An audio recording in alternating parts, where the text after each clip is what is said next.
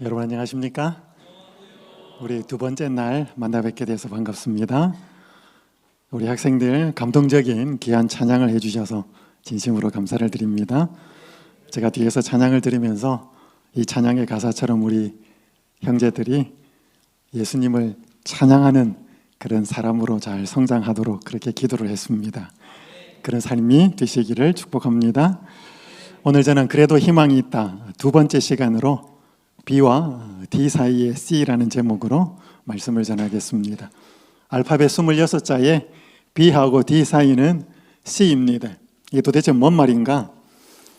프랑스 실존주의 철학자 20세기의 유명한 철학자가 이런 말을 했습니다. 인생은 B와 D 사이의 C다. B가 뭐냐? birth, 출생입니다. 해피 버스데이 할 때 우리 태어난 생일을 축하하는 것처럼 B는 출생이고 D는 death, 사망입니다. 그럼 C는요? choice.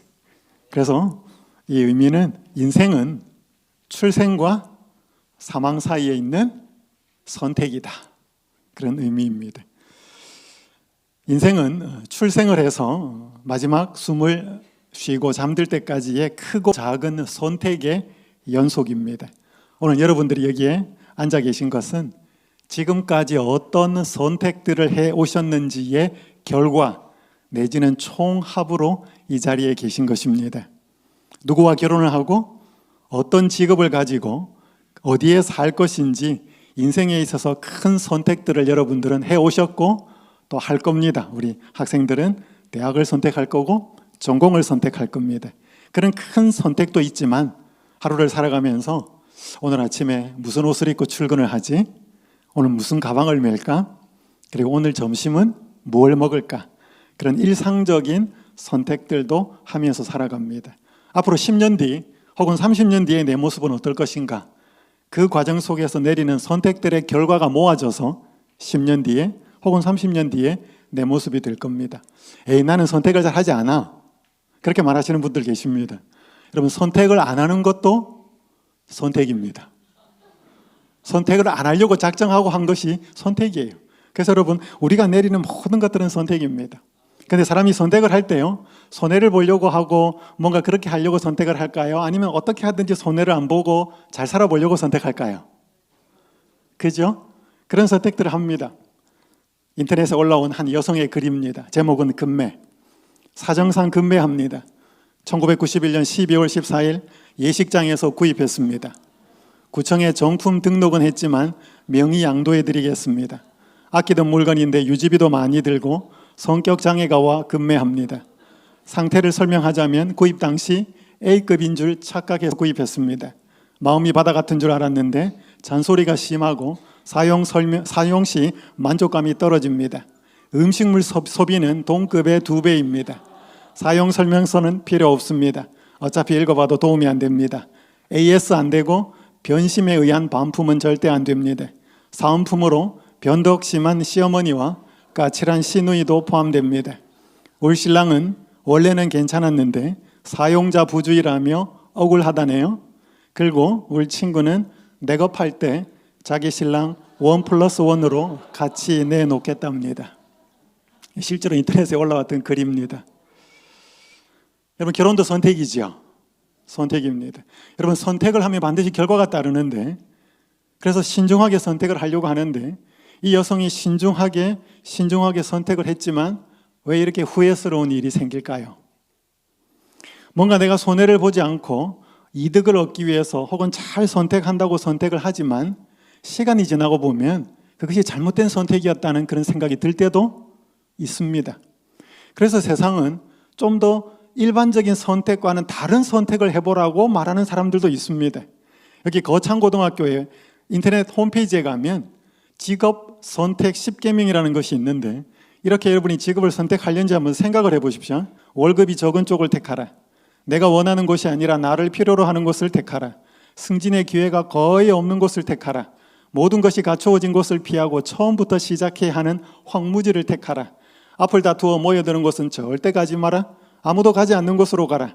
장래성이 전혀 없다고 생각되는 곳으로 가라. 사회적 존경 같은 건 바라볼 수 없는 곳으로 가라. 한가운데가 아니라 가장자리로 가라. 부모나 아내나 약혼자가 결사 반대를 하는 곳이면 틀림없다. 의심치 말고 가라. 왕관이 아니라 단두대가 기다리고 있는 곳으로 가라. 여러분, 거창고등학교는 1953년에 개교한 거창에 있는 고등학교입니다. 교훈은 여호와를 경외하는 것이 지식의 근본이다. 잠언 1장 7절이 교훈입니다. 여러분, 왜 이 학교에서는 직업을 선택할 때 이렇게 하라고 학생들에게 가르칠까요? 이런 가르침을 학생들이 좋아할까요? 이런 가르침을 하면 학생들의 부모들이 좋아할까요? 왜 이 학교는 황당무계하고 바보 같고 어리석은 같은 이 선택들을 하라고 학생들에게 가르칠까요?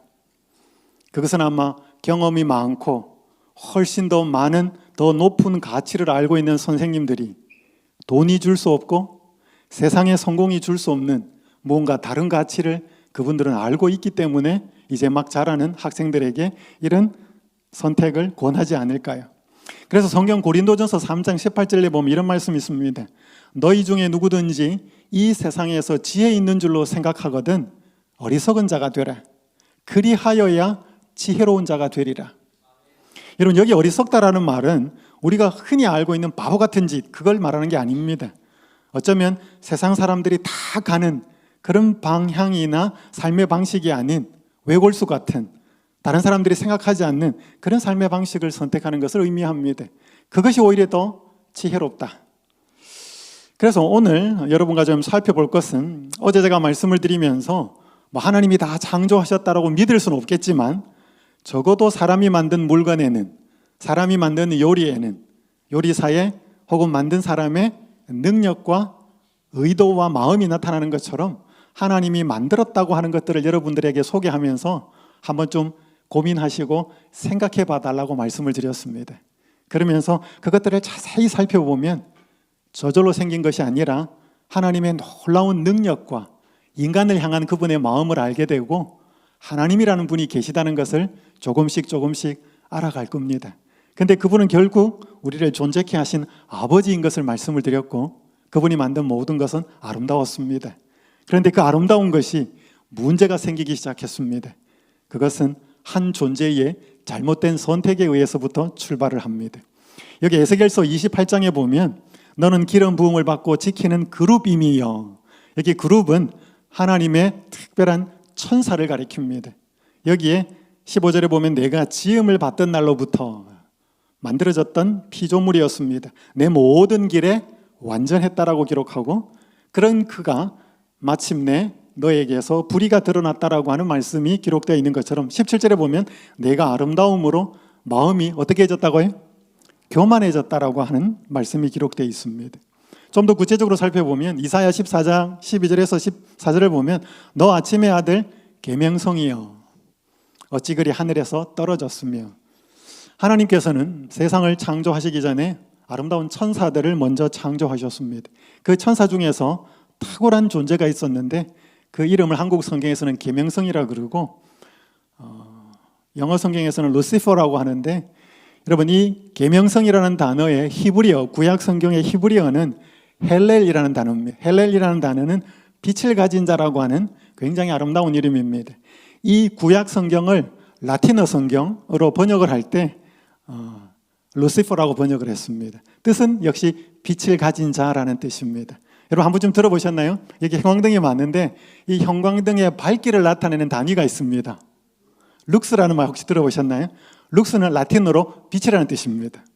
그래서 루시퍼라고 하는 것은 빛을 가진 자라는 뜻의 참 아름다운 이름입니다. 그래서 이 구약 히브리 성경이 라틴어 성경으로 번역될 때 루시퍼라고 번역을 했고 유명한 성경인 영어의 킹 제임스 버전 흠정역이라고 하는 성경이 그대로 이것을 따오면서 이것은 그냥 관용어처럼 타락한 천사의 이름으로 그렇게 불리게 되었습니다. 여기 보면 13절부터 보면 내 마음에 이르기를 내가 하늘에 올라 또 보면 내 자리를 높이리라 내가 북극 지폐의 산 위에 앉으리라 내가 가장 높은 구름에 올라가 내가 지극히 높은 이와 같아지리라. 여러분 여기 13절과 14절에 두 구절에 내가, 나 이 단어가 무려 5번이 나옵니다. 여기에 계속 이미지는 높아지겠다는 것입니다. 이것이 아름답게 만들어진 한 천사에게서 시작된 불의, 교만, 타락이었습니다. 그것은 지극히 높으신 하나님과 같아지겠다는 것이 그의 의도였습니다. 여러분, 어제 제가 하나님이 만드신 빛도 씨도 그다음에 사람의 몸도 여러 개 살펴보았지만 또 창세기 보면 하나님이 만드신 것은 물입니다. 상선약수라고 하는 한자어가 있습니다. 이건 노자가 한 말입니다. 노자의 도덕경에 기록이 되어 있는데 상선, 최고의 선, 여기서 노자가 발견한 도, 진리를 가리키는데 약은 영어의 like, 무엇과 같다라는 뜻이고 물은 수는 물입니다. 그래서 최고의 선, 도 혹은 진리는 물과 같다. 이게 노자가 자기가 발견한 이 도, 진리를 잘 설명하기 위해서 사물을 관찰하다가 물이 가장 적합하다고 발견하고 그가 발견한 도를 물에다 비유하여 설명하는 것이 노자의 도덕경의 앞에 부분에 나옵니다. 여러분, 물은 방향성이 있습니다. 여러분, 물도 하나님이 만약에 만들었다 그러면 물에는 뭐가 나타나야 되죠? 두 가지, 하나님의 능력하고 영원한 능력과 하나님의 마음이 나타나야 된다는 것이죠. 물을 한번 살펴보면 굉장히 재밌습니다. 물은 방향성이 있습니다. 어디에서 어디로 흘러요? 반드시 물은 높은 데서 낮은 곳으로 흐릅니다. 여러분, 물이 낮은 데서 높은 곳으로 흐르는 거 보셨어요? 그러니까 여러분, 높이 올라가려고 하는 것은 하나님의 속성하고 안 맞습니다. 하나님이 만드셨기 때문에 그렇습니다. 여러분, 물은 그렇게 낮은 곳으로 흘러서 나중에 어디에 다 모이죠? 바다에 모입니다. 여러분, 왜 바다가 바다인 줄 아십니까? 이름이 다 받아들이기 때문에 바다예요. 진짜입니다. 다 받아들이기 때문에 이름이 바다예요. 여러분, 바다는 깨끗한 물만 받아요? 똥물도 받아요? 다 받아들입니다. 포용성이죠. 성경에 보면 이제 내일 살펴보겠지만 수고하고 무거운 짐진 자들아 다 내게로 오라. 그분이 못 받아줄 사람은 없습니다. 여러분, 물은 굉장히 부드럽습니다. 돌멩이를 던지면 파문이 일다가 시간이 지나면 금방 사라집니다. 여러분, 물이 상처를 받을까요? 여러분, 똑같이 H2O지만 물은 상처를 안 받지만 얼음은 상처를 받아요. 얼음은 돌멩이를 던지면 깨집니다. 그런데 물은 상처를 받지 않아요. 차이는 뭘까요? 부드러우냐? 딱딱하냐? 오늘 우리 사람들이 마음에 상처받는 사람들이 있죠.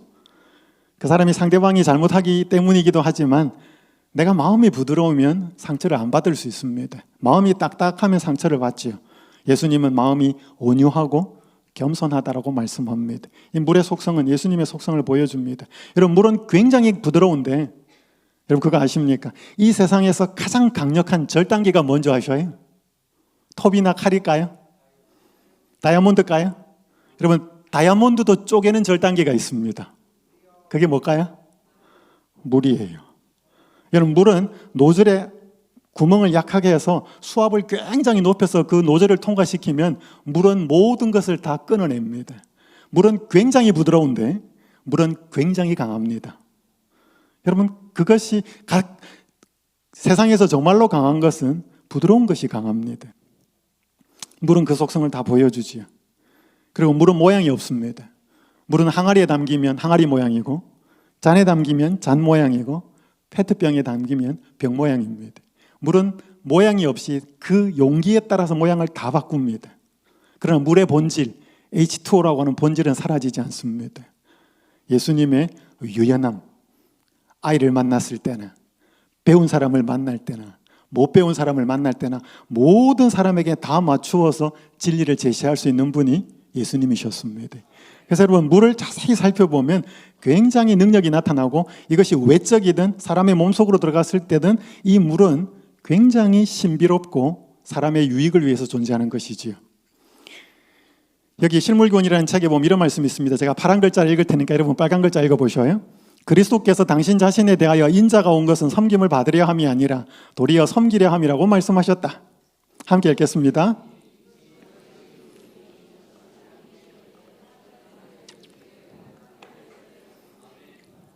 이제 좀 이따가 뒤에 살펴보겠지만 예수님이 이 땅에 인간의 모습으로 이 땅에 오십니다. 인간에게 문제가 생겼기 때문에 그랬습니다. 근데 그분이 창조주로서 하늘에 계실 때는 섬기셨을까요? 섬김을 받으셨을까요? 저는 이 말씀을 읽고 충격받았습니다. 저는 하나님이신 그분이 하늘에 계실 때는 섬김을 받다가 이 땅에 오셔서 인간으로 오셨을 때는 구속의 계획을 이루기 위해서 사람들을 섬기셨다라고 생각했습니다. 근데 이게 뭐라고 적혀 있어요? 그분이 이 지상에 계실 때 하시던 일이 섬김이었고 동시에 그것이 어디에서의 그분의 일이다? 하늘에서. 그러면 예수님은 하늘에서도 뭐 했다는 거죠? 섬기셨다는 것입니다. 근데 이 루시퍼가 그 계명성이라고 탁월한 그룹 천사가 하늘에 있을 때 그 예수님을 바라볼 때 왜 이 섬기셨던 예수님을 못 봤을까요? 이 예수님을 보고 천사들의 찬양을 받는 그 모습을 보고 나도 저 하나님과 같이 되어야 되겠다라고 생각한 것이 루시퍼의 처음 든 생각이었습니다. 이것이 최초로 잘못된 선택이었습니다. 이 선택으로 문제가 생깁니다. 여러분, 선택은요, 자신의 선택은 자신으로만 끝나지 않고 자신의 선택은 다른 존재에게 영향을 미치게 되어 있습니다. 그게 바른 선택이면 바른 영향을 미치겠지만 나쁜 선택이면 나쁜 영향을 미치게 되어 있습니다. 이 잘못된 선택이 사람에게 영향을 미칩니다. 오늘 저는 창세기 3장을 좀 살펴볼 터인데요. 여기 뱀이 여자를 유혹하는 말을 합니다. 뱀이 여자에게 물어가 이르되, 이 창세기를 처음 보는 사람들은 말도 안 된다. 누가 말을 해요? 이야, 뱀이 말을 한다. 뭐 같아요? 이게 마치 야, 이거 이솝 이야기 같다. 혹은 전설의 고향 같다. 뱀이 말을 한다는 의미를 살펴보겠습니다. 하나님이 선악과 나무를 왜 만드셨을까? 이건 문제가 되는 나무였는데 없었으면 좋지 않았겠는가? 아니, 그렇다고 과일 하나 먹었다 치자. 근데 과일 하나 먹은 게 그렇게 큰 잘못인가? 인간의 잘못된 선택을 살펴보면서 그것이 어떤 영향을 미쳐왔고 그 잘못된 선택에 창조주 하나님, 우리 아버지 하나님은 우리를 향하여 어떤 선택을 하셨는지 살펴보겠습니다. 자, 창세기 3장 1절에 보면 뱀이 여자에게 뭐 했습니까? 물었습니다. 말을 했지요. 여러분, 지질학 이론에 동일 과정설이라는 것이 있습니다. 우리 학생들이 이거 좀 들어보셨나요? 동일 과정설? 지구과학 시간에 들었습니까? 어떤 학생들은 고개를 하고 어떤 학생들은 잘 모르겠다 그러고. 자, 이 동일 과정설이 뭔가 하면 근대 지질학의 기초가 된 이론인데 여러분 잘 모르셔도 되지만 그냥 듣고 지나가시면 되겠습니다. 격변설에 반대하는 가설입니다. 여러분, 창세기를 보면 하루가 생기고 땅이 생기고 물이 생기고 하는 것은 굉장히 격변에 의해서 짧은 순간에 이루어집니다. 오랜 시간이 아니고. 근데 이 근대 지질학 이론의 이 동일 과정설은 현재를 관찰합니다. 야, 지금 살펴봐서 산이 생기는데 5시간 만에 큰 산이 생기고 순간적으로 확 없어지고 그런 거 하냐? 여러분, 산이 그렇게 없어지고 물이 그렇게 없어져요? 그런 거 없어요. 그러니까 현재에 기초하여서 지금 산이 생기려면 한 1000년이 걸린다. 그러면 옛날에도 산이 생기려면 몇 년이 걸려야 된다? 1000년이 걸려야 된다. 동일 과정설은 현재를 바탕으로 과거를 해석하는 이론입니다. 그러니까 예를 들어서요, 동물원에 요즘 뱀이 말을 해요, 안 해요? 혹시 뱀 말하는 거 보셨어요? 그런 거 없죠? 그러니까 지금 뱀이 말을 안 하면 과거에도 뱀은 말을 안 했다는 것입니다. 그게 동일 과정설이에요. 그러니까 뱀이 말을 한 이 성경은 말도 안 되는 이야기다. 이렇게 보는 것입니다. 그런데 여러분, 아까 제가 잠깐 말씀드린 것처럼 타락한 천사가 이미 존재하고 있었습니다. 타락한 천사들이 이미 존재하고 있었고 그들은 하나님이 사람을 만드신 것보다 훨씬 더 탁월한 존재로 만들었고 영적인 존재로 만들었고 다른 생명체 속에 들어가서 활동을 할 수 있는 존재로 만들었습니다. 그래서 여러분, 여기 성경 마가복음 5장 7절에서 8절에 보면 예수님이 한번 거라사 지방에 가셨을 때 귀신 들린 사람을 만납니다. 여러분, 혹시 귀신 들린 사람 보셨어요? 저는 봤어요. 제가 외국에 있을 때 실제로 만났습니다. 눈빛도 다르고 말도 달라요. 평소의 말이 그 사람 목소리가 아니고 딴 사람 목소리예요. 여기 보면 예수님을 만났을 때 그 귀신 들린 사람이 이렇게 말합니다. 지극히 높으신 하나님의 아들 예수여, 나와 당신이 무슨 상관이 있나이까? 원하건대 하나님 앞에 맹세하고 나를 괴롭히지 마옵소서 하니, 이는 예수께서 이미 그에게 이르시기를 더러운 귀신아 그 사람에게서 나오라 하셨습니다. 그러니까 그 사람 속에 들어가 있었다는 것이죠. 그래서 이 사람 몸 속에서 예수님을 향하여 말하고 있었다는 것입니다. 왜냐하면 이 존재는 예수님을 알고 있었기 때문에. 이 귀신은 죽은 영혼을 가리키는 것이 아니고 타락한 천사였습니다.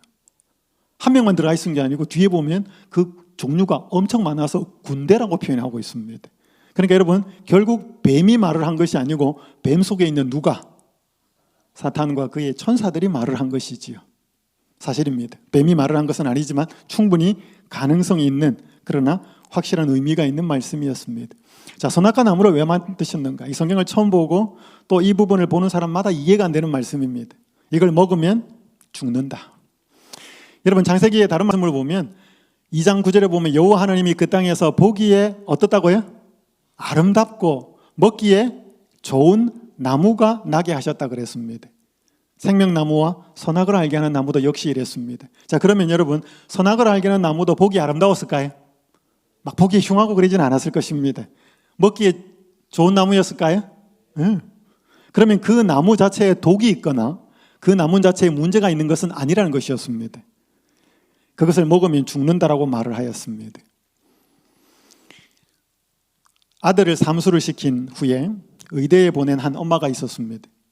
그 엄마는 아들의 고등학교 3학년 동안, 그리고 재수를 1년, 삼수를 또 한 번 1년, 그래서 총 5년 동안 매일 새벽에 하루도 빠짐없이 새벽에 일어나서 아들을 위해서, 아들의 의대를 입학을 시키기 위해서 1000번씩 절을 했습니다.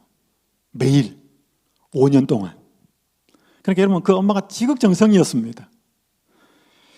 그렇게 엄마가 정성을 들이고 아들이 지방에 있는 한 의대를 들어갑니다. 졸업을 합니다. 그리고 한 대학병원에서 인턴 생활을 하기 위해서 엄마와 작별 인사를 하고 떠납니다. 그런데 아들이 병원에 도착하지 않았다고 병원에서 연락이 와요. 2개월 동안 소식이 끊깁니다. 엄마는 거의 미칩니다. 2개월이 지난 후에 발신자가 표시되지 않은 문자 메시지 한 통이 엄마의 휴대폰으로 들어옵니다. 문자 메시지 내용은 이랬습니다. 당신의 아들로 산 것은 지옥이었습니다. 이제 당신을 떠나니 저를 더 이상 찾지 마십시오. 찾는다면 또 떠날 것이니 저를 제발 괴롭히지 말아주십시오. 여러분, 이게 아들이 보낸 문자 메시지였습니다. 여러분, 아들은 의대를 갔지만 행복하지 않았습니다. 의대는 누가 보낸 거예요? 엄마가 보낸 것입니다. 여러분, 사람들은 그렇게 말합니다. 결과가 좋으면 다 좋은 거야. 그럴까요? 여러분, 사람은 본인이 선택할 수 있을 때 존중을 받는다고 느낍니다. 본인의 의지로서 무언가 결정해야 행복을 느낄 수 있습니다. 누가 이렇게 만들어 놨을까요? 하나님이 이렇게 만들어 놨습니다. 그래서 하나님은 그 사람이 스스로 선택할 수 있게 만들어 놓았고, 스스로 선택해야만 존중받고 행복을 느끼도록 만들어 놨습니다. 근데 이 학생은 좋은 학과지만, 직업이 보장된 그런 학과지만 엄마의 강압에 의해서 그렇게 몰려간 상황 속에서는 결코 행복하지 않았기 때문에 이런 일이 발생한 것이었습니다. 여러분, 하나님께서 왜 없어야 될 나무, 선악과 나무를 두셨는가? 여기 호세아 6장 6절 7절에 보면 나는 인애를 원하고 제사를 원하지 아니하며 번제보다 하나님 아는 것을 원하노라. 그들은 아담처럼 언약을 어기고 거기에서 나를 반역하였느니라. 여기에 있는 말씀은 호세아 당시 선지자를 통해서 주신 말씀인데, 나라가 북방 이스라엘과 남방 유다로 쪼개집니다. 그때 북방 이스라엘의 선지자가 호세아였는데, 이 호세아를 통해서 북방 이스라엘이 어떻게 하나님께 불순종하는지를 설명하면서 그들이, 북방 이스라엘의 백성들이 아담처럼 언약을 어겼다라고 말씀합니다. 여러분, 그렇다면 아담은 최초의 인간인데, 그러면 아담도 하나님과 언약을 맺었고 아담이 하나님과의 언약을 어겼다는 것일까요? 맞습니까? 그렇죠. 여기 보니까 그들은 아담처럼 언약을 어겼기 때문에 아담도 언약을 어겼다는 것입니다. 그럼 아담이 하나님하고 무슨 언약을 맺었을까요? 여러분, 그게 선악을 알게 하는 나무입니다. 하나님은 사람을 창조하셨습니다. 하나님은 사람을 선택했죠. 여기 계신 분 중에 혹시 태어날지 말지를 결정한 사람 있습니까? 아무도 그거 결정한 사람 없어요. 여러분, 하나님은 사람을 만들 때 사람의 의향을 물어보지 않고 만들었습니다. 물어볼 대상이 없으니까. 그러나 만들어 놓고 그를 위해서 모든 것을 아름답게 창조하신 후에 그가 그 아름다운 세상에서 살 것인지 말 것인지를 결정하는 선택권을 하나님이 아담에게 주셨습니다. 내가 너를 선택했다. 사랑해서 만들었고 이렇게 아름다운 세상을 만들었다. 너가 나를 선택해서 이 아름다운 세상에서 살 수도 있고 너가 이 세상을 원하지 않을 수도 있다. 이 선악을 알게 하는 나무의 과일을 먹는다면 너가 그렇게 이 세상에서 내가 너를 위해 마련해 준 것들을 거부하고 그렇게 살지 않는 것으로 될 것이다. 그래서 너는 흙에서 만들어졌기 때문에 흙으로 돌아갈 것이다. 여러분, 그 선택권을 누구한테 준 거예요? 사람한테 준 것입니다. 여러분, 진짜 사랑은 그 사람을 선택하거나 선택하지 않을 권한이 있어야 됩니까?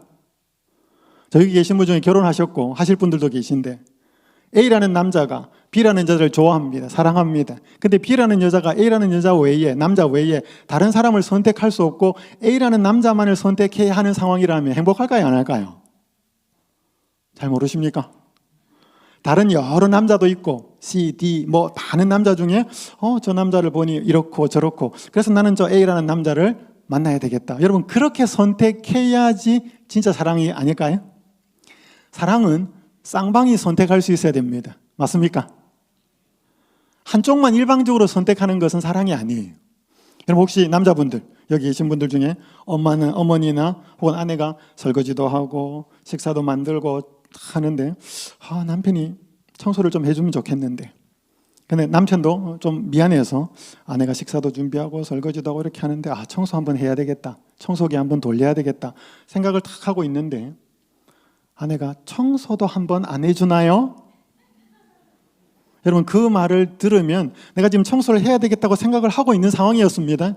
그 말을 들으면 얼른 청소가 하고 싶을까요? 하기 싫어질까요? 왜 그래요? 지금 청소하고 싶은 생각이 있었어요? 없었어요? 있었다니까요. 근데 그 아내의 말을 듣는 순간 어때요? 갑자기 하기 싫어집니다. 왜 그럴까요? 여러분, 이게 인간이에요. 인간은 자기 스스로가 하려는 마음의 상처를 받으면 존중을 받지 못한다고 느낍니다. 사랑받지 못한다고 느낍니다. 누가 이렇게 만들어놨어요? 하나님이 이렇게 만들어놨어요. 여러분, 그래서 진짜 사랑을 하는 거면 상대방이 자기가 스스로 할 수 있게끔 그 권한을 줘야 돼요. 그 권한을 주지 않으면 진짜 사랑은 아닌 것입니다. 아무리 좋아도. 여러분, 저는 이렇게 하나님을 알고 난 뒤부터는 제가 사람을 대하는 태도가 좀 달라졌어요. 여러분, 누군가가 내 의견을 물으면서 내 의견을 존중하면서 선택권을 나한테 주니까 제가 굉장히 대접받고 인정받는 느낌이더라고요. 기분이 좋더라고요.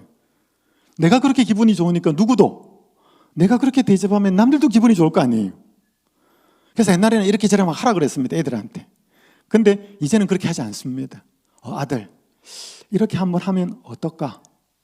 너 생각은 어때? 그러니까 뭘 하더라도 자기가 그것을 원해서 하도록 선택권을 줍니다. 그래서 뭔가 하더라도 아빠가 시켜서 한다기보다는 자기가 선택해서 그렇게 한 것으로 하게끔 분위기를 만들어주고 말도 그렇게 해줍니다. 그때 아들이 훨씬 더 행복해하는 걸 봤어요. 제 아내도 마찬가지입니다. 옛날에 막 이렇게 하라 그랬어요. 저는 경상도 사람이거든요. 근데 당신 이렇게 한번 해줄 수 있어? 이렇게 물으면 어때? 그때 자기가 뭐 이렇게 하면 제 말을 듣고 한 것이지만 자기가 선택한 그 선택이나 의지가 많이 포함이 되면 될수록 자기는 더 행복해해요. 그래서 여러분, 하나님은 우리 인간을 굉장히 인격적으로 대하십니다. 자기가 굉장히 좋은 것이고 모든 것을 다 행복하게 만들어줄 수 있지만 그런 자기도 자기 사람 스스로가 판단해서 선택하도록 하나님은 기회를 주셨습니다. 여러분, 이런 하나님이 어디 있어요? 여러분, 그리스 신화 같은 거 한번 봐요. 여러분, 그리스 신화는 인간의 지성이 가장 최고로 높다라고 했을 때 만드는 신들의 개념이 그리스 신화에 나오는, 그리스 로마 신화에 나오는 신들이에요. 여러분, 굉장히 매력적이에요. 인간이나 똑같이 이기적이고 욕심적이에요. 여러분, 그리스 신화 한번 봐요. 여러분, 그 최고의 지성을 가진 사람들이 만들어내는 신들이 그런 신들입니다. 우리하고 능력 차이는 굉장히 많지만 잘 삐지고 막 성질 부리고 얼마나 이기적인 신들인지 몰라요. 여러분, 그게 인간이 만들어낼 수 있는 신의 모습이에요. 근데 하나님 전혀 그런 분이 아니라는 것이죠. 그래서 여러분, 선악과 나무는 인격적으로 자신을 선택할지 말지에 대하여서 인간의 선택권을 존중해서 주신, 너는 자유의지를 가지고 너 스스로 선택할 수 있는 존경받는 인격적인 존재로 만들어졌다는 하나님의 대접이었습니다. 필요했을까요? 굉장히 필요한, 없으면 그런 대접을 확인받을 수 없는 하나님의 사랑의 나무였습니다. 자, 과일 하나 먹은 게 그렇게 잘못일까? 뱀이 여자에게 말합니다. 너희가 결코 죽지 아니하리라. 너희가 그걸 먹으면 너희 눈이 밝아져서 하나님과 같이 되어서 하나님이 선악을 알 줄을, 너희가 선악을 알 줄을 하나님이 알아서 못 먹게 한 거야. 그렇게 보니까 정말 그런 것 같기도 하고 먹습니다. 여러분, 이 사단의 의미를 부여하는 유혹의 말이 없었을 때 먹은 거랑 이거 먹으면 네 눈이 하나님처럼 될 거다라고 했을 때 먹은 거는 같을까요, 다를까요?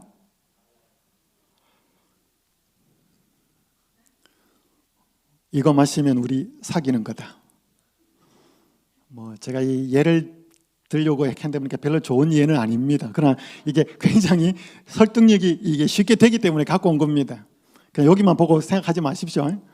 이 정우성과 손혜진 사이에 있었던 그 대화인데, 이 정우성 씨가 이제 술을 한 잔 따라주면서 이거 마시면 우리 사귀는 거다. 여러분, 이거 말하기 전에 그냥 술 한 잔 따라주는 것은 술 마신 거죠. 근데 이 말하고 나서 술 따라줬을 때 술 마시면 어떻게 되는 거예요? 사귀는 걸 동의한 거지요. 안 마시면 안 사귀겠다는 거죠. 그러니까 이 말을 했을 때와 하지 않았을 때의 술잔의 의미는 다르다는 것입니다. 선악을 알게 하는 과일의 나무를 먹으면 하나님과 같이 되겠다라고 말을 하기 전과 한 후의 의미는, 따먹은 그 똑같은 행위가 전혀 의미는 달라진다는 것이에요. 무슨 말인지 이해되시나요? 그러니까 이게 과일 하나 먹은 문제가 아니라는 것입니다. 여기서 술 한 잔 마시면 술 한 잔 마시는 게 아니고 내가 당신하고 사귀겠다라고 하는 그 의미를 포함하고 마시는 것이기 때문에. 여러분, 루시퍼가, 계명성이라고 하는 그 밝은 빛을 가진 존재가 지극히 높으신 자와 같아지겠다, 높이 올라가겠다, 하나님은 내려가는 속성을 가지신 분이신데 올라가겠다라고 하는 그 의도를 그대로 사람한테 유혹하는 것입니다. 차이는 사탄은 스스로가 그렇게 타락됐다는 것이고 사람은 유혹을 받아서 타락이 되었다는 것입니다. 그 차이밖에 없어요. 본질은 똑같습니다. 여러분, 작은 것 하나는 결코 작지만 않습니다. 1986년에 미국에서 큰 안타까운 사건 하나가 발생하지요. 우주왕복선 챌린저 호가 발사대를 통과해서 하늘로 올라갑니다. 73초 만에 폭발합니다. 승무원 7명이 전원 사망을 하고 막대한 자금 손실이 발생합니다. 이게 이제 올라갈 때의 상황인데, 이 노란 원 안에 보면 연기가 나고 있습니다. 여러분, 여기 왼편의 사진을 보시면 이 우주선이 있고 우주선 옆에 연필심 같은 게 2개가 있습니다. 그리고 중앙에 이 나무 색깔로 되어 있는 또 하나가 있죠. 이게 연료 탱크입니다. 그러니까 여러분, 우주선이든지 비행기든지 가장 많은 에너지가 들어가는 것은 출발할 때입니다. 공중에 떠 있을 때는 양력의 영향을 받기 때문에 그렇게 에너지가 많이 들지 않습니다. 그러나 처음 출발할 때 중력의 법칙을 깨어야 되고 관성의 법칙을 깨어야 되는 상황 속에서 에너지가 어마어마하게 들어갑니다. 그래서 이 우주선 안에 있는 연료로는 올라가지를 못해요. 그래서 여기 연필심 같이 되어 있는 게 이게 뭐냐면 고체 로켓 부스터입니다. 이걸 업고 여기에 우주선을 탑재를 시켜서 얘들이 쏘아 올리면서 우주선이 따라 올라가는 것입니다. 그래서 이게 지상에서 약 2km까지를 우주선을 업고 갑니다. 2km에서는 분리가 됩니다. 그러면 우주선이 그때부터는 자기 혼자 갖고 있는 연료로 날아갑니다. 그것이 이제 이 우주선을 쏘아 올릴 때 상황인데, 여러분, 이때가 1월 달이에요. 굉장히 추웠습니다. 여기 SRB, 이 고체 로켓 부스터에 이것이 여러 단계로 결합이 되어 있는데 너무너무 추웠어요. 그래서 이 하얀색으로 보이는 이게 전부 다 몇 단계로 연결되어 있고 그 중간에 다 오링, 고무링으로 연결이 되어 있습니다. 근데 1월 달이 너무 추우니까, 여러분, 추우면 고무가 어떻게 되죠? 탄성이 떨어집니다. 그러니까 그 틈에서 연료가 새어나와요. 이 고체 로켓 부스터를 만든 기술자가 날씨가 너무 추워서 문제가 생길 수 있기 때문에 나사에 계속 발사 연기를 요청합니다. 몇 번 연기가 됐어요. 근데 더 이상 연기를 미룰 수 없어서 나사가 올리는 걸 감행을 시킵니다. 근데 출발하기 전부터 이 SRB에서 연료가 새어나와서 연기가 났고 이것이 전체에 있는 이 연료 탱크에 불이 붙으면서 73초 만에 폭발을 합니다. 여러분, 결국 이 우주선이 폭발한 거는 어마무시한 무슨 결함이 있는 게 아니고 날씨가 추운 상태에서 고무 패킹에 문제가 생겨요. 별로 큰 문제는 아니에요. 근데 몇 년 동안 훈련을 시켰던 우주비행사 7명과 4천억 달러 이상이 넘는 천문학적인 돈이 한꺼번에 날아갑니다. 여러분, 작은 것은요 결코 작지만 않습니다. 작은 것으로만 끝나지 않습니다. 인간이 잘못 선택한 것은 잘못 선택한 작은 것으로 끝나지 않고 마치 댐이 터지는 것처럼 인간을 향하여서 죄의 수문을 열어놓는 것처럼 인간에게 영향을 미치게 됩니다. 잘못 선택한 인간을 하나님께서는 찾아오시지요. 내가 어디 있느냐. 남자는 여자 탓을 하고 여자는 뱀 탓을 합니다. 여러분, 인간이 선택을 잘못했을 때 인간에게 선택권을 주신 하나님은 무슨 선택을 하셨을까요? 여러분, 오늘 우리가 자녀가 잘못된 선택을 하면 그 잘못된 선택을 바라보면서 부모는 어떤 선택을 할까요? 한 아버지가 세 아들을 데리고 산에 캠핑을 갔습니다. 즐거운 시간을 보내고 잠을 잘 때가 되었는데 막내와 아버지가 한 텐트에서 자고 둘째와 셋째가 한 텐트에서 잠을 잡니다. 아버지가 잠을 자다가 둘째 아들의 고함 소리 같은 것을 듣고 잠이 깹니다. 아니나 다를까 일어나보고 손전등을 비춰보니까 둘째와 셋째가 자고 있는 그 텐트가 막 움직이고 있는 것입니다. 혹시 산에 짐승이라도 들어왔을까? 아버지는 공포가 두려움이 생겨서 손전등을 들고 빨리 둘째와 셋째가 있는 텐트로 쫓아갑니다. 지프를 내리고 후레쉬를 비춰보니까 둘째가 일어나서 막 고함을 지르면서 여기저기를 부딪히고 있는 것입니다. 자초지정은 이 둘째가 자다가 깨어났어요. 근데 자기가 순간적으로 어디에 와 있는지를 몰랐습니다. 잊어버린 거죠. 너무너무 어두운 상태에서 무서움이 생겼는데 일어나다가 랜턴에 들이박았습니다. 순간적으로 더 공포가 생겨서 막 여기저기를 고함을 지르고 텐트 저기저기를 쫓아다닌 것입니다. 아버지가 아들의 이름을 부르고 아무리 랜턴을 비춰도 아들이 그치질 않았습니다. 순간적으로 아버지가 아들의 이름을 부른 다음에 손전등 후레쉬를 아버지 자기 얼굴에다가 비췄습니다. 약간 좀 무섭잖아요. 굿이 쭉 비추면. 그런데 어쨌든 자기가 보일 수 있도록 아들의 이름을 부르고 아들한테 계속 후레쉬를 비추다가 아들이 그치질 않으니까 아들의 이름을 부르고 자기를 비췄습니다. 그러니까 그 아들이 순간적으로 아빠 그러면서 잠이 듭니다. 여러분, 그 아버지가 그 공포의 무서움에 질려있는 아들을 찾아와서 이름을 부르면서 후레쉬를 계속 부르니까 아들의 눈에는 누구나 안 보여요? 아버지는 안 보이는 겁니다. 이게 깜깜한 데니까. 후레쉬가 자기를 비추는 거죠. 근데 아버지가 아들의 이름을 부르고 누구를 비추니까? 자기 얼굴을 비추니까 아들은 누구를 본 거죠? 자기를 찾아온 아버지를 본 거죠. 아버지를 본 순간 아들은 편안함이 생기고 그냥 잠들어 버립니다. 여러분, 오늘 우리가 이 칠흑같이 어두운 세상에 희망이 없어 보이고 절망이 우리를 엄습하는 순간에 우리가 확인해야 될 존재는 우리 곁에 와 계시는 하나님 아버지를 확인하는 것입니다. 우리를 봐도 여러분 별로 희망이 없어요. 옆에 있는 사람을 보거나 이 사회가 돌아가거나 이런 모습들을 보아서는 희망이 별로 없습니다. 오늘 우리가 절망하고 있을 때 우리를 찾아오셔서 어떤 선택들을 하고 계시는지 그분의 모습을 확인할 때 우리는 희망을 발견할 수 있습니다. 그걸 조금 알 수 있는 것이 이 창세기 3장에 나오죠. 잘못된 선택을 했을 때 하나님께서는 찾아오셔서 한 선택을 하십니다. 그러면서 앞으로 일어날 사탄과 그 사탄의 후손 사이에 또 여자와 여자 후손 사이에 있게 될 예언을 하고 계십니다. 내가 너로 여자와 원수가 되게 하고 내 후손도 여자의 후손과 원수가 되게 하겠다. 여기 여자, 너는 사탄이죠. 뱀이 아니고. 여자는 하나님의 백성을 가리킵니다. 여기 내 후손은 사탄의 후손이고 여자의 후손은 하나님의 백성의 후손인데, 후손이라는 단어는 제라라는 단어인데 이 원어로는 씨앗이라는 뜻입니다. 여자의 씨라는 뜻입니다. 단수입니다. 이 여자의 후손은 예수 그리스도를 가리킵니다. 그래서 사탄의 후손과 예수 그리스도 사이에 어떤 전쟁이 있게 될 것이, 대쟁투가 있게 될 것인지를 설명하고 있습니다. 예수 그리스도께서 사탄의 머리를 상하게 하고 사탄은 예수님의 발꿈치를 상하게 하겠다는 상징적인 표현을 통해서 예수님의 죽으심을 통해서 사탄의 세력이 온 우주에 드러나고 그의 반역을 끝내실 것에 대한 예언입니다. 함께 한번 읽어보실까요? 시작. 사람이 잘못된 선택을 통해 영원한 죽음에 직면하게 되었을 때 하나님이 하신 선택은 그분이 사람을 대신해 죽는 것이었다. 여러분, 분명히 하나님은 진실을 말씀할 수밖에 없었습니다. 이걸 먹으면 죽겠다. 하지만 너가 스스로 선택할 수 있는 선택권을 지닌 자율적이고 인격적인 존재인 것은 분명하기 때문에 그것을 준다.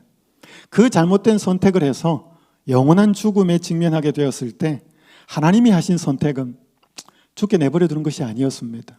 여러분, 법대로 하면 되는 거죠. 여러분, 누군가가 잘못했을 때 법대로 하자. 여러분, 잘못한 사람이 내 자식일 때는 법대로 하자만으로는 안 되는 것이지요. 예수님이 잘못된 선택을 한 그 사람을 대신해서 죽는 선택을 하십니다. 여러분, 역사적으로 이런 한 사건이 있었어요. 1865년 4월 14일에 남북전쟁이 끝난 지 며칠 뒤에 링컨 대통령이 한 사람의 총에 맞아서 그 다음날 4월 15일 날 세상을 떠납니다. 그 사람은 경찰 기병대의 추격에 의해서 그날 사살이 되는데 다음 날 대통령 암살에 가담한 공범 7명을 체포합니다. 그 중에 한 사람이 메리 수랏이라고 하는 여성이었습니다. 여관을 했는데 잡혀왔습니다. 근데 6명의 남자 공범들이 하나같이 말하기를 이 메리 수랏은 대통령 암살에 공모한 적이 없다라고 말을 합니다.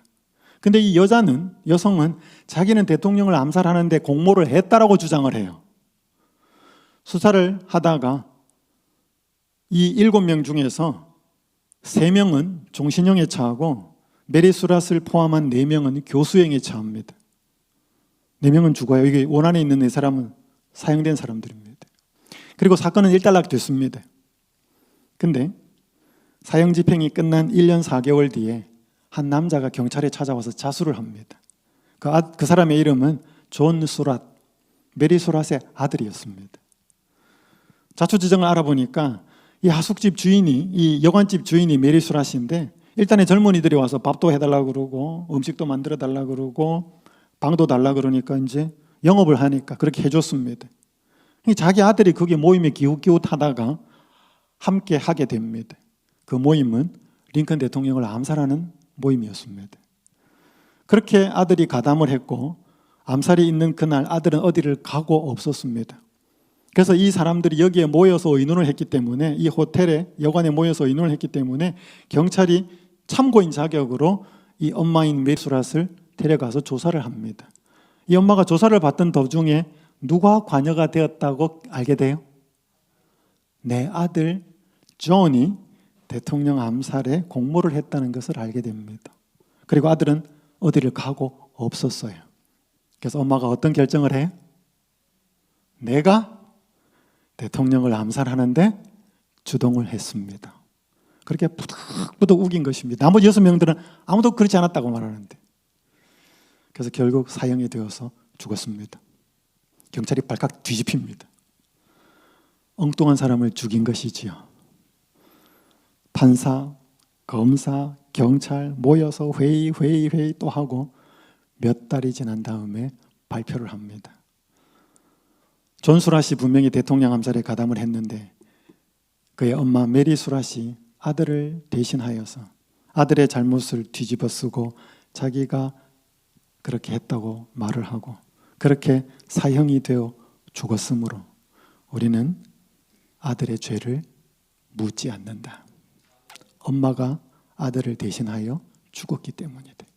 여러분, 이게 그 당시 결정이었습니다. 역사적으로 있었던 사실이었습니다.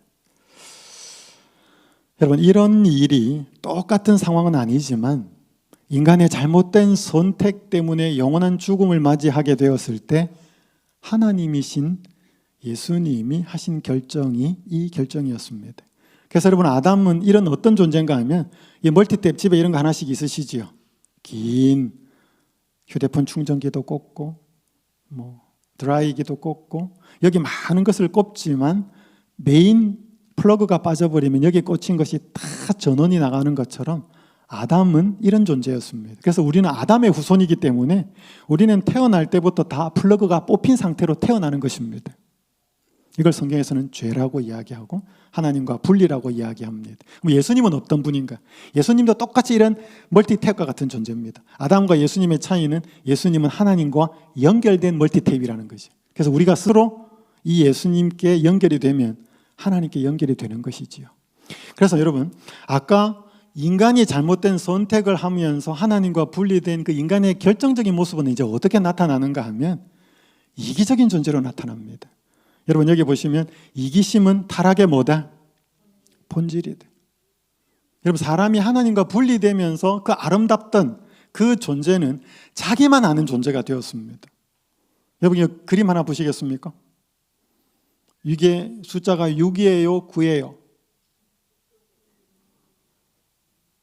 여러분, 자기가 본 숫자대로 이건 주장하는 거지요. 싸웁니다, 이렇게 되면. 여러분, 부부싸움 한 사람들 이야기 들어보면 남편만 말 들으면 뭐 한 것 같아요? 남편 말이 옳아요, 그죠? 근데 아내 말 들으면 어때요? 아내도 옳아요. 여러분, 다 누구 입장에서 이야기해요? 자기 입장에서 이야기해요. 여러분, 그게 이기적이라는 것입니다. 남의 입장으로 볼 수 없는 존재가 되어버렸습니다, 사람이. 그래서 우리에게 가진 수많은 문제가 생겨납니다. 오늘 여러분이 가진 회사의 문제, 이기심 때문입니다. 여러분, 가족에 있는 문제, 여러분, 이기심 때문이에요. 여러분, 이 세상의 문제는 빵 문제가 아니에요. 그래서 이 세상에 모든 정치하는 사람들, 어디 높은 사람들 빵 더 만들어내고 경제적으로 더 많이 파이를 만들어내면 이 세상에 문제가 없어질 거라고 생각해요. 여러분, 제가 한 책을 봤는데 이 세상에 지금 거의 한 80 인구가 되는데 지금 이 지구에서 생산되는 쌀로는 이 지구상에 있는 모든 사람들을 다 먹여 살리기에 넉넉한 분량이랍니다, 쌀이. 그런데 선진국에서는 너무 많이 먹어서 다이어트를 해야 되고, 아프리카나 어떤 나라들에서는 오늘도 배를 굴리면서 밤에 잔다는 거죠. 그래서 그 사람이 그런 이야기를 했어요. 이 세상에서 부족한 것은 식량이 아니라 정의가 부족하대. 여러분, 지금 경제를 더 활성화시켜서 쌀이나 빵을 더 만든다고 해도 있는 사람은 더 가져갑니다. 그래서 이 세상에서 해결되어야 될 문제는 빵 문제와 경제 문제가 아니고 오늘 우리의 마음에 있는 죄 문제와 이기심의 문제가 해결이 되어야 됩니다. 여러분, 이걸 해결할 수 있는 사람은 정치인도 아니고 경제인도 아니고 예수 그리스도입니다. 그래서 오늘 우리가 가지고 있는 문제의 본질을 우리는 볼 수 있어야 합니다. 지금보다 돈이 좀 더 많으면, 내가 좀 더 좋은 직장을 얻고 내가 지금보다 더 나은 환경에 가면 내가 행복해질 거라 착각입니다. 오늘 내 인생에, 내 가족에, 내 관계의 문제는 이기적인 문제입니다. 그 문제를 해결할 수 있는 분은 예수 그리스도입니다. 여러분, 그래서 오늘 우리는 잘못 선택하는 삶을 계속 살아왔습니다. 한 이야기를 드리고 이제 마무리하겠습니다. 제가 만난 한 자매가 있었습니다. 굉장히 사이가 좋고 야심이 많은 그런 자매였습니다. 이 두 사람이 1998년 광주에서 파리바게뜨를 했습니다. 두 사람은 새벽 6시부터 이 베이커리 문을 열고 밤 11시까지 가게 운영을 하면서 돈 버는 재미에 빠졌습니다. 이렇게 기록합니다. 멋진 외모, 유행을 좇는 생활, 좋은 집, 좋은 차를 갈망하며 하루하루를 살았어요. 여자 재벌이 되고 싶었어요. 돈 너무 많이 버니까 진짜 재벌 될 거라고 생각했습니다. 그래서 동생과 함께 그 꿈을 향해 제과점 사업을 하면서 앞만 보고 달려갔어요. 언니의 고백입니다. 그렇게 연중무휴로 재벌이 되기 위해서 자기 표현으로 하면 광주에 있는 돈 다 끌어모았다 그랬습니다. 그러던 어느 날 동생이 아팠어요. 몸이 자꾸 시름시름 아프기 시작했습니다. 동생은 육상선수 출신이었습니다. 한 번도 병원에 가본 적이 없을 정도로 건강했습니다. 그런 동생이 큰 병원에 가니 난소암 말기라고 그랬습니다. 굉장히 충격을 받습니다. 그래서 2번 수술을 받습니다. 자궁을 드러내고 12번의 항암 치료를 하게 됩니다. 그래서 언니는 가게 문을 닫고 동생을 간병하기 시작합니다. 1년이 지났습니다. 그런 와중에 언니가 하혈을 하기 시작합니다. 큰 병원에 갔습니다. 난소암 말기였습니다. 1년을 사이에 두고 동생은 20대 후반, 언니는 30대 초반. 1년 안에 자매가 난소암 말기가 되었습니다. 기가 찬 일이지요. 언니가 그 암에 걸리고 나서 어떻게 할까를 고민하다가 지인 중에 암에 걸렸는데 6개월 판정을 받은 한 아는 지인이 있었습니다. 그런데 그분이 1년 반이 넘도록 생존해 계셨습니다. 궁금했습니다. 찾아가서 물었습니다. 어떻게 이렇게 계속 생활하고 계십니까? 그분이 여수요양병원을 소개하게 됩니다. 언니가 여수요양병원으로 갑니다. 근데 오빠는 장로교회 목사였습니다. 너 거기가 이러이러한 교회니까 건강에 관련된 자료만 잘 받아들이고 절대로 성경 공부를 하면 안 된다. 오빠의 그 예방주사를 한 방을 맞고 여수 요양병원으로 갑니다. 거기서 처음으로 뉴스타트. 음식물은 어떻고, 운동은 왜 필요하고, 물은 어떻게 마시고, 그 다음에 T는 하나님을 어떻게 신뢰해야 되는지 난생 처음으로 듣게 됩니다. 자연식, 건강기별. 여기 뭔가 좀 있을 것 같아요. 정확하게 뭔지는 모르지만 이 언니가 결심을 합니다. 내가 이 방법이 맞는지 안 맞는지는 잘 모르겠는데 뭔가 있을 것 같아서 최선을 다해서 내가 이 방법을 한번 따라가 봐야 되겠다 결심을 합니다. 그래서 온 정신을 집중해서 한 달을 거기서 지냅니다. 몸이 굉장히 가벼워졌습니다. 3개월이 지나고 병원에 검사를 하러 갔는데 암세포가 다 사라졌습니다. 자기가 깨닫습니다. 아, 내 동생도 난소암에 걸리고 나도 난소암에 걸리고 엄마도 암이고 할머니도 암이고. 그러니까 자기는 처음에 생각하기를 이건 가족력이다. 우리 집안은 이렇게 다 이런 쪽으로 약한가 보다 그렇게 생각했대. 근데 여기 딱 가서 듣고 생각하고 살펴보니 그것도 영향은 있는데 지금 내가 어떤 삶을 살아왔는지 내 방식에 문제가 있었다는 사실을 깨닫게 됩니다. 새벽 6시부터 밤 11시까지 그러면서 치킨, 모든 음식들, 생활 방식들 이것들이 병이 날 수밖에 없는 삶이었다는 사실을 깨닫게 됩니다. 그리고 그녀가 간증을 하는데 이렇게 말했습니다. 나를 이 땅에 태어나게 하신 하나님이 있구나. 나를 이 땅에 태어나신 하나님이 나를 회복시킬 수도 있겠구나. 그러면 이제까지 내가 잘못 살아왔던 내 선택들을 반복하지 말고 이제 이 하나님께 모든 것을 한번 맡겨보자. 그렇게 결심을 합니다. 이게 그냥 생각이 들었어요. 누구 생각이 제일 많이 났을까요? 병원에 입원해 있는 여동생. 정말 친했던 여동생입니다. 찾아가요. 그래서 자기가 있었던 일을 다 소개합니다. 동생은 병원에서 거의 초죽음이 되어 있는 상태입니다. 반신반의하죠. 그 동생을 데리고 여수요양병원으로 갑니다. 가서 얼마나 기간이 걸릴지 모르겠지만 처음에 데리고 갔을 때는 한 발자국도 못 움직이는 상태였다 그랬습니다. 근데 배운 게 있으니까 동생한테 너 여기서 침대에 계속 누워있으면 정말로 죽는다. 그래서 그 동생을 데리고 하루에 한 발짝부터 걷기 시작합니다. 이틀째 2발자국, 3발자국.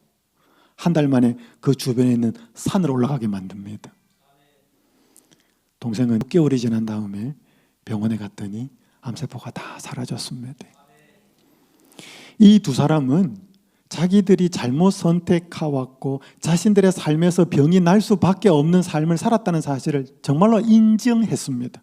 그 다음부터는 이걸 그대로 반복하지 않았습니다. 제가 이 두 분을 다 만났어요. 제가 광주에 호남 쪽에 집회를 갔을 때 언니는 이 자기들이 그렇게 해서 병이 낫고 난다부터는 이 파리바게뜨 문을 다 닫아버렸습니다. 여러분 사람이 죽음의 문턱까지 갔으면 돈 그 다음부터는 별로 중요하지 않거든요. 문을 닫았습니다. 우리가 이거 해서 돈 벌고 살아야 될 사람이 아니다.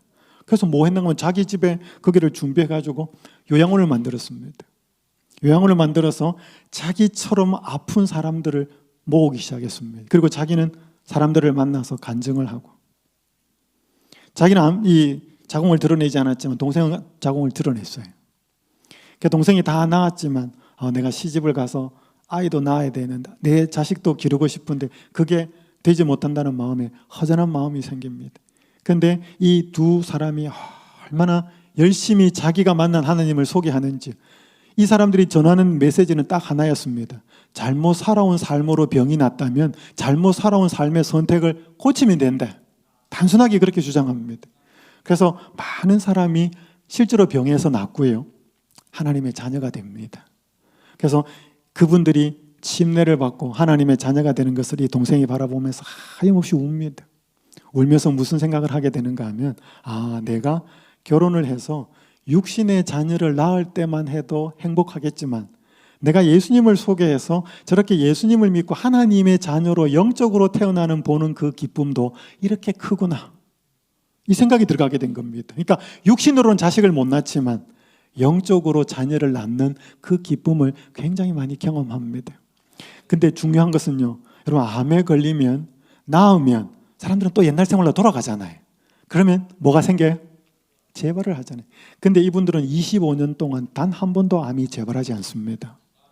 왜 그랬어요?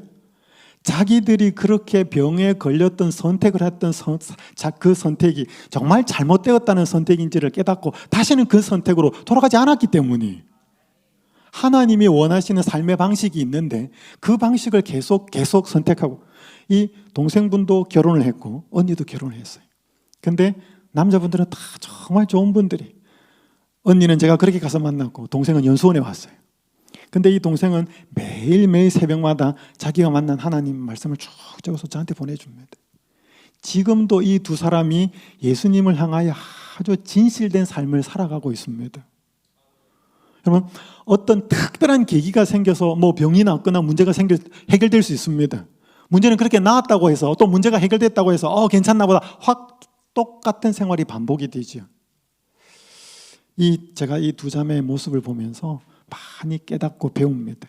여러분, 우리가 살면서 잘못된 선택을 할 수 있을까요? 있어요. 그것이 나한테 해를 끼치고 많은 경우에 내 사랑하는 가족에게 영향을 줍니다. 아버지가 잘못 선택하면 배우자나 자식에게 많은 잘못된 선택을 하는데, 여러분, 그런 잘못된 선택에 있어서 돌이킬 수 있을까요? 여기 이 말씀 읽고 마무리하겠습니다. 하나님께서는 우리의 동의 없이 우리의 정신을 지배하지 않으신다. 뭐라고요? 하나님은 우리가 동의하지 않으면 우리의 정신을 지배하지 않습니다. 왜? 이걸 만약에 지배하면 하나님이 자율적으로 선택권을 준 인간의 그것을 무시하기 때문에 절대로 그러지 않습니다. 그러나 각 사람은 자신이 어떤 능력으로 지배를 받을 것인지 선택할 자유가 있다. 여러분, 오늘 우리는 하나님도 우리한테 어떻게 못하고 악의 세력인 사탄도 우리한테 어떻게 못합니다. 우리가 반드시 뭐 해줘야 돼? 우리가 선택을 해줘야 됩니다. 선택을 할 때 하나님도 나한테 영향을 미칠 수 있고 사탄도 나한테 영향을 미칠 수 있습니다. 내가 선택하지 않으면 그 존재들은 나한테 아무런 영향을 못 미칩니다. 아무리 타락하고 아무리 부도덕할지라도 그리스도 안에서 구원을 발견할 수 없는 사람은 없다. 이 말은 아무리 지금까지 잘못된 선택을 해서 망가지고 문제가 생기고 절망이 발생한 그 사람이 다시 회복되는 희망의 선택을 할 수 없을 만큼 타락한 사람은 아무도 없대. 여러분, 운전하시다가 내비게이션을 켜고 운전하시다가 운전을 잘못하면 내비게이션을 뭐라 그래? 어떻게 운전을 이따구로 합니까? 운전하지 마십시오. 그래요? 여러분, 내비게이션에 목표를 찍고 잘못된 길을 들어가면 내비게이션이 뭐라 그래요? 경로를 이탈하여 재검색합니다. 저는 이 말 들을 때마다 너무 감동적이에요. 여러분, 어떤 목표를 잡고 가는데 내가 이 길로 가야 되는데 이쪽 길로 가면 이 지점, 잘못된 지점에서 내비게이션은 뭐 해요? 이 목적지로 갈 수 있는 최선의 길을 잡아줍니까? 가다가 또 잘못된 길로 가면 그 지점에서 최선을 잡아요? 이 내비게이션에 은혜가 있습니다. 여러분, 하나님은 어떤 분이냐? 내가 잘못된 선택을 하는 그 지점에서 내가 하나님을 찾으면 그 지점에서 가장 올바른 선택을 할 수 있는 길을 보여줍니다. 또 가다가 잘못된 길, 가다가 또 잘못된 길을 하면 다시 거기서 하나님 찾으면 거기서 가장 최선의 길을 찾아줍니다. 여러분, 인간이 만든 기계도 이런 능력이 있는데 우리가 믿는 하나님은 바로 그런 분이라는 것이지요. 그래서 여러분, 우리가 크고 중요한 일에도 하나님을 찾아야 됩니다. 결혼하고 직업을 구하고 이런 거, 그것뿐만 아니라 내가 운전할 때, 아니면 내 마음에 이렇게 서운한 생각이 들 때 누구를 향하여, 여러분, 그때 큰 일에도 하나님을 선택해야 되고 작고 사소한 일에도 하나님을 선택해야 됩니다. 근데 작고 사소한 일이요, 결코 작은 것으로 끝나지 않아요. 작고 사소한 일이 굉장히 큰 상황이 될 수, 결과를 초래할 수도 있습니다. 오늘 제가 드린 말씀의 제목은 B와 D 사이의 C예요. 오늘 우리가 잘못된 선택을 하게 된 이유는 우리에게 잘못된 선택을 하게 만드는 존재의 유혹에 의해서 우리는 노출이 되어 있기 때문에 잘못 선택하는 경우가 많습니다. 그러나 분명히 기억하십시오. 우리가 잘못된 선택을 해서 우리의 문제 속에 죽도록 만들어 놓지 않고 오늘 우리를 창조하신 하나님이 그 문제를 해결하기 위해서 자기가 죽는 선택을 하셨다는 사실을 꼭 기억하시고, 이 예수님이 큰 일에도 우리에게 영향을 미치고 작은 일에도 우리를 도와주시기 위해서 기다리고 계신다는 사실을 꼭 기억하시면 좋겠습니다. 그러나 우리가 뭐 하지 않으면요, 이분을 선택하지 않으면 이분이 우리에게 영향을 미칠 수가 없습니다. 이 자리에 오신 모든 분들이 자신의 문제가 다른 문제가 아니라 결코 내 마음을 내 마음대로 하지 못하는 죄의 문제, 이기심의 문제가 문제의 본질이라는 사실을 기억하시고 예수님 앞에 그 문제를 내어놓고 지금부터 살아왔던 잘못된 선택이 아닌 올바른 선택들을 그분의 은혜로 할 수 있기를 간절히 바라면서 말씀을 마치겠습니다. 기도하겠습니다. 하늘에 계신 아버지 하나님, 우리는 잘 선택해보고 인생을 잘 살아보기 위해서 선택들을 해왔습니다. 그런데 가족 사이에, 관계 속에서 우리의 몸에 여러 문제들이 생겨났습니다. 하나님 아버지, 최선을 다해서 선택을 해왔지만 무엇이 어떤 결과를 미치고 미래를 알 수 없기에 어떤 것이 우리의 인생에 가장 좋은지를 모르고 선택할 때가 많았습니다. 오 아버지 하나님, 우리를 아시고 미래를 아시고 우리에게 가장 좋은 것이 무엇인지를 아시는 예수님이 이제는 스스로 선택하지 말고 예수님을 선택하기를 바라신다는 사실을 알게 하셔서 감사합니다. 우리가 지금까지 살아온 잘못된 선택들에 대하여 후회만 하지 말고 주저앉지 않게 하여 주시고, 이제는 올바른 선택을 할 수 있는 힘과 능력을 주시는 예수님을 먼저 선택할 수 있도록 인도하여 주시옵소서. 그렇게 하여 그 선택의 결과가 어떻게 우리의 삶에 희망과 아름다움과 기쁨을 주는지를 경험해 볼 수 있도록 인도하여 주시옵소서. 예수님의 이름으로 간절히 기도드립니다.